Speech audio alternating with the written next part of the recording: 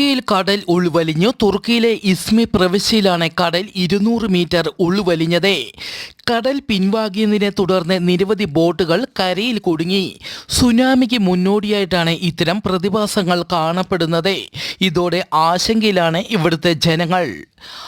അമേരിക്കയിലെ അരിസോണയിൽ വിമാനാപകടം, ഒരാൾ മരിച്ചു. സ്കോട്ട്സ്ഡെയിൽ എയർപോർട്ടിലാണ് സംഭവം. ഗ്രീസിൽ ശക്തമായ ഭൂകമ്പം ഇന്ന് റിപ്പോർട്ട് ചെയ്തു. 5.3 തീവ്രത രേഖപ്പെടുത്തി. അമർഗോസിന് സമീപമാണ് ഭൂകമ്പമുണ്ടായത്. ഇതോടെ ഇവിടങ്ങളിൽ അടിയന്തരാവസ്ഥ പ്രഖ്യാപിച്ചു.